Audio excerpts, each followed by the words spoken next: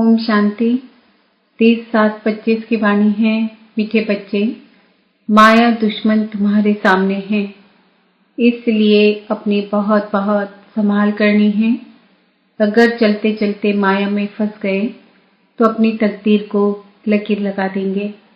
प्रश्न, तुम राजयोगी बच्चों का मुख्य कर्तव्य क्या है? उत्तर, पढ़ना और पढ़ाना, यही तुम्हारा मुख्य कर्तव्य है। तुम हो ईश्वरी मत पर, तुम्हें कोई जंगल में नहीं जाना है। घर गृहस्थ में रहते शांति में बैठ बाप को याद करना है। अल्फ और वे, इन्हीं 2 शब्दों में तुम्हारी सारी पढ़ाई आ जाती है। ओम शांति। बाप भी ब्रह्मा द्वारा कह सकते हैं कि बच्चों गुड मॉर्निंग, परंतु फिर बच्चों को भी रेस्पॉन्ड देना पड़े। यहाँ है ही बाप और बच्चों का कनेक्शन। नए जो हैं जब तक पक्के हो जाएं, कुछ न कुछ पूछते रहेंगे, यह तो पढ़ाई है। भगवानुवाद भी लिखा है, भगवान है निराकार। यह बाबा अच्छी रीति पक्का कराते हैं, किसको भी समझाने के लिए, क्योंकि उस तरफ है माया का जोर।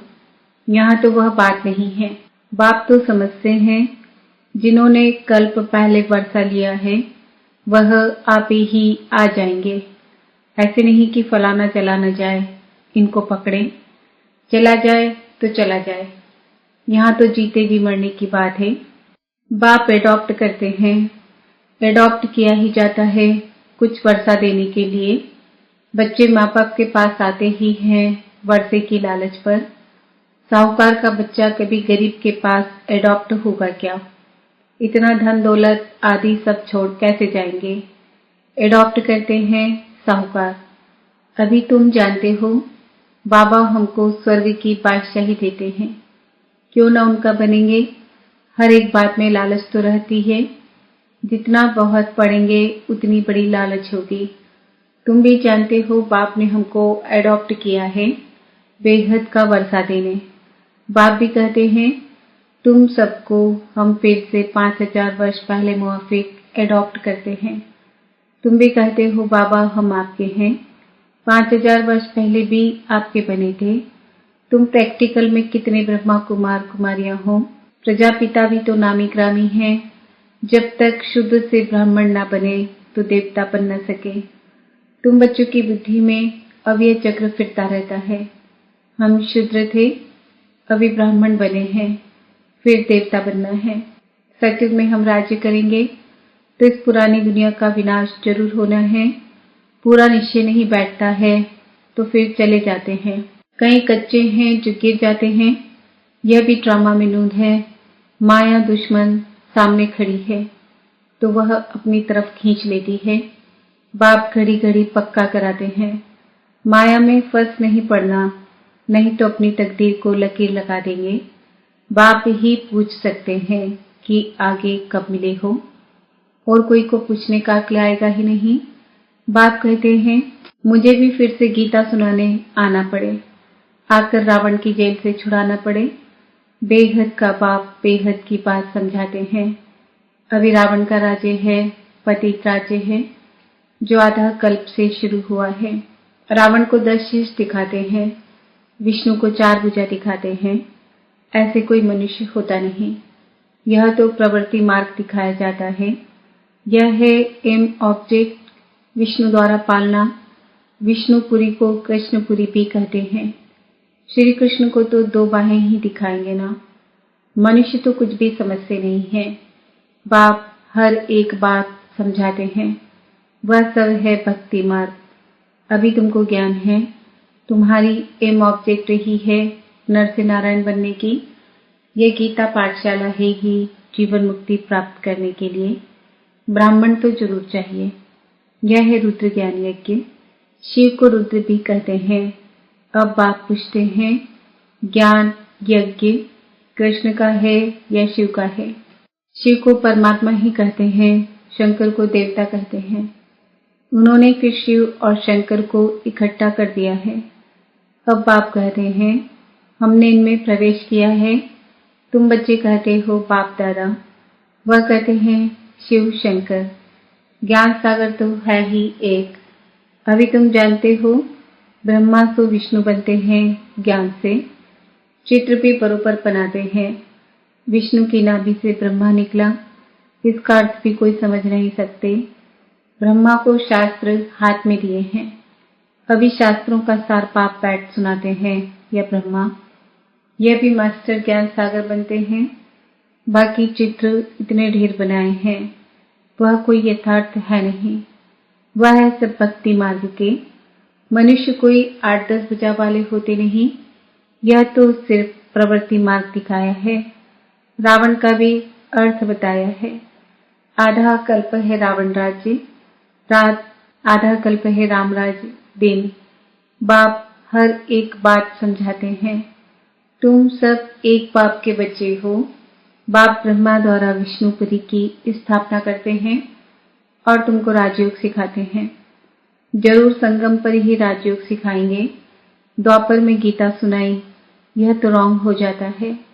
बाप सच बतलाते हैं। बहुतों को ब्रह्मा का, श्री कृष्ण का साक्षात्कार होता है। ब्रह्मा का सफेद पोश ही देखते हैं। शिव बाबा तो है बिंदी, बिंदी का साक्षात्कार हो तो कुछ समझ ना सके। तुम कहते हो हम आत्मा हैं। अब आत्मा को किसने देखा है? कोई ने नहीं। वह तो बिंदी है।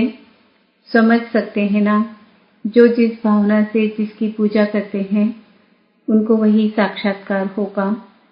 दूसरा अगर रूप देखे तो मूंझ पड़े। हनुमान की पूजा करेगा तो उनको वही दिखाई पड़ेगा। गणेश के पुजारी को वही दिखाई पड़ेगा। बाप कहते हैं हमने तुमको इतना धनवान बनाया, हीरे जवाहरों के महल थे, तुमको अनगिनत धन था, तुमने भी वह सब कहाँ गवाया। अभी तुम कंगाल बन गए हो, भीख मांग रहे हो। बाप तो कह सकते हैं ना, अभी तुम बच्चे समझते हो बाप आए हैं, हम फिर से विश्व के मालिक बनते हैं। यह ड्रामा अनादि बना हुआ है। हर एक ड्रामा में अपना पार्ट बजा रहे हैं। कोई एक शरीर छोड़ जाकर दूसरा लेते हैं, इसमें रोने की क्या बात है? सत्युग में कभी रोते नहीं। अभी तुम मोहजीत बन रहे हो। मोहजीत राजाएं या लक्ष्मी नारायण आदि हैं, वहां मोह होता नहीं। बाप अनेक प्रकार की बातें समझाते रहते हैं। बाप है निराकार। मनुष्य तो उसे नाम रूप से न्यारा कह देते हैं, लेकिन नाम रूप से न्यारी कोई चीज थोड़ी ही होती है। हे भगवान, वो गॉड फादर कहते हैं ना, तो नाम रूप है ना। लिंग को शिव परमात्मा, शिव बाबा भी कहते हैं। बाबा तो है ना बरोबर। बाबा के जरूर बच्चे भी होंगे। निराकार को निराकार आत्मा ही बाबा कहती है। मंदिर में जाएंगे तो उनको कहेंगे शिव बाबा, फिर घर में आकर बाप को भी कहते हैं बाबा।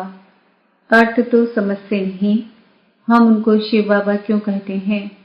बाप बड़े से बड़ी पढ़ाई दो अक्षर में पढ़ाते हैं, अल्प और बे। अल्प को याद करो तो बे बादशाही तुम्हारी है। यह बड़ा भारी इम्तिहान है। मनुष्य बड़ा इम्तिहान पास करते हैं तो पहले वाली पढ़ाई कोई याद थोड़ी ही रहती है। पढ़ते पढ़ते आखिरी सार बुद्धि में आ जाता है। यह भी ऐसे है, तुम पढ़ते आए हो, अंत में फिर बाप कहते हैं मन मना भव, तो देह का अभिमान टूट जाएगा। यह मन मना भव की आदत पड़ी होगी तो पिछाड़ी में भी बाप और वर्षा याद रहेगा। मुख्य है ही यह कितना सहज है। उस पढ़ाई में भी अभी तो पता नहीं क्या क्या पढ़ते हैं। जैसे राजा वैसा वह अपनी रस्म चलाते हैं। आगे मन से पाव का हिसाब चलता था, अभी तो किलो आदि क्या क्या निकल पड़ा है। कितने अलग अलग प्रांत हो गए हैं। दिल्ली में जो चीज 1 रुपया सेर, बॉम्बे में मिलेगी 2 रुपया सेर, क्योंकि प्रांत अलग अलग है। हर एक समझते हैं हम अपने प्रांत को भूख थोड़े ही मारेंगे। कितने झगड़े आदि होते हैं, कितना रोला है। भारत कितना सॉल्वेंट था, फिर 84 का चक्र लगाते इंसॉल्वेंट बन पड़े हैं। कहा जाता है हीरे जैसा जन्म अमोलक, कौड़ी बदले खोया रे। बाप कहते हैं तुम कौड़ियों के पिछाड़ी क्यों मरते हो। अब तो बाप से बरसा लो, पावन बनो। बुलाते भी हो है पतित पावन आओ, पावन बनाओ। तो इससे सिद्ध है ना पावन थे अब नहीं है, अभी है ही कलयुग। बाप कहते हैं मैं पावन दुनिया बनाऊंगा तो पतित दुनिया का जरूर विनाश होगा। इसलिए ही यह महाभारत लड़ाई है जो इस रुद्र ज्ञान यज्ञ से प्रज्वलित हुई है। ड्रामा में तो यह विनाश होने की भी नूंद है। पहले पहले तो बाबा को साक्षात्कार हुआ, देखा इतनी बड़ी राजाई मिलती है तो बहुत खुशी होने लगी। फिर विनाश का साक्षात्कार भी कराया। मन मना भव मध्याजी भव, ये गीता के अक्षर हैं। कोई कोई अक्षर गीता के ठीक हैं। बाप भी कहते हैं तुमको यह ज्ञान सुनाता हूँ, यह फिर प्रायः लोप हो जाता है। कोई को भी पता नहीं है कि लक्ष्मी नारायण का राज्य था तो और कोई धर्म नहीं था। उस समय जनसंख्या कितनी थोड़ी होगी, अब कितनी है। तो यह चेंज होनी चाहिए। जरूर विनाश भी चाहिए। महाभारत लड़ाई भी है, जरूर भगवान भी होगा। शिव जयंती मनाते हैं तो शिव बाबा ने क्या आकर किया वह भी नहीं जानते हैं। अब बाप समझाते हैं गीता से श्री कृष्ण की आत्मा को राजाई मिली। माता पिता कहेंगे गीता को, जिससे तुम फिर देवता बनते हो। गीता के ज्ञान से राजयोग से श्री कृष्ण यह बना। उन्होंने फिर शिव बाबा के बदले श्री कृष्ण का नाम डाल दिया है। तो बाप समझाते हैं यह तो अपने अंदर पक्का निश्चय कर लो। कोई उल्टी सुल्टी बात सुनाकर तुम्हें गिरा न दे। बहुत बातें पूछते हैं, विकार बिगड़ सृष्टि कैसे चलेगी, यह कैसे होगा। अरे तुम खुद कहते हो वह वाइसलेस दुनिया थी। संपूर्ण निर्विकारी कहते हो ना, फिर विकार की बात कैसे हो सकती है। अब तुम जानते हो बेहद के बाप से बेहद की बादशाही मिलती है। तो ऐसे बाप को क्यों नहीं याद करेंगे। यह है ही पतित दुनिया। कुंभ के मेले पर कितने लाभ हो जाते हैं। अब कहते हैं वहां एक नदी गुप्त है। अब नदी गुप्त हो सकती है क्या। यहाँ भी गौमुख बनाया है। कहते हैं गंगा यहाँ आती है। अरे गंगा अपना रास्ता लेकर समुद्र में जाएगी, यहाँ तुम्हारे पास पहाड़ पर आएगी। भक्ति मार्ग में कितने धक्के हैं। ज्ञान भक्ति फिर है वैराग्य। एक है हद का वैराग्य, दूसरा है बेहद का। सन्यासी घर बार छोड़ जंगल में रहते हैं, यहाँ तो वह बात नहीं। तुम बुद्धि से सारी पुरानी दुनिया का संन्यास करते हो। तुम राजयोगी बच्चों का मुख्य कर्तव्य है पढ़ना और पढ़ाना। अब राजयोग कोई जंगल में थोड़े ही सिखाया जाता है, यह स्कूल है। ब्रांचेस निकलती जाती है। तुम बच्चे राजयोग सीख रहे हो। शिव बाबा से पढ़े हुए ब्राह्मण ब्राह्मणियां सिखाते हैं। एक शिव बाबा थोड़े ही सबको बैठ सिखाएगा। तो यह हुई पांडव गवर्नमेंट। तुम हो ईश्वरी मत पर। यहाँ तुम कितना शांति में बैठे हो। बाहर तो अनेक हंगामे हैं। बाप कहते हैं 5 विकारों का दान दो तो ग्रहण छूट जाएगा। मेरे बनो तो मैं तुम्हारी सब कामनाएं पूरी कर दूंगा। तुम बच्चे जानते हो अभी हम सुखधाम में जाते हैं, दुखधाम को आग लगनी है। बच्चों ने विनाश का साक्षात्कार भी किया है। अब टाइम बहुत थोड़ा है, इसलिए याद की यात्रा में लग जाएंगे तो विकर्म विनाश होंगे और उच्च पद पाएंगे। अच्छा, मीठे मीठे सिकिल दे बच्चों प्रति माता पिता बाप दादा का याद प्यार और गुड मॉर्निंग। रूहानी बाप की रूहानी बच्चों को नमस्ते। हम रूहानी बच्चों की रूहानी माता पिता बाप दादा को याद प्यार गुड मॉर्निंग नमस्ते ओम शांति। धारणा के लिए मुख्य सार बाप के वर्षे का पूरा अधिकार लेने के लिए जीते जी मरना है, एडॉप्ट हो जाना है। कभी भी अपनी ऊंची तकदीर को लकीर नहीं लगानी है। कोई भी उल्टी सुल्टी बात सुनकर संशय में नहीं आना है। जरा भी निश्चय न हिले, इस दुखधाम को आग लगने वाली है, इसलिए इससे अपना बुद्धि योग निकाल लेना है। विशेषता रूपी संजीवनी बूटी द्वारा मूर्छित को सुरजित करने वाले विशेष आत्मा भव। हर आत्मा को श्रेष्ठ स्मृति की विशेषताओं की स्मृति रूपी संजीवनी बूटी खिलाओ तो वह मूर्छित से सुरजित हो जाएगी। विशेषताओं के स्वरूप का दर्पण उसके सामने रखो। दूसरों को स्मृति दिलाने से आप विशेष आत्मा बन ही जाएंगे। अगर आप किसी को कमजोरी सुनाएंगे तो वह छिपाएंगे, टाल देंगे। आप विशेषता सुनाओ तो स्वयं ही अपनी कमजोरी स्पष्ट अनुभव करेंगे। इसी संजीवनी बूटी से मूर्छित को सुरजित कर उड़ते चलो और उड़ाते चलो। स्लोगन: नाम मान शान व साधनों का संकल्प में भी त्याग ही महान त्याग है। आज का स्वमान है, मैं विशेष आत्मा हूँ।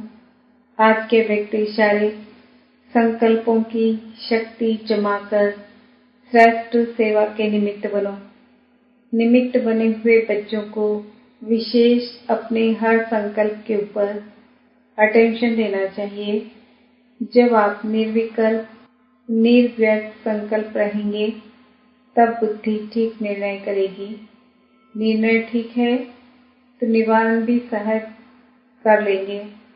निवारण करने के बजाय अगर आप ही कारण कारण कहेंगे तो आपके पीछे वाले भी हर बात में कारण बताते रहेंगे।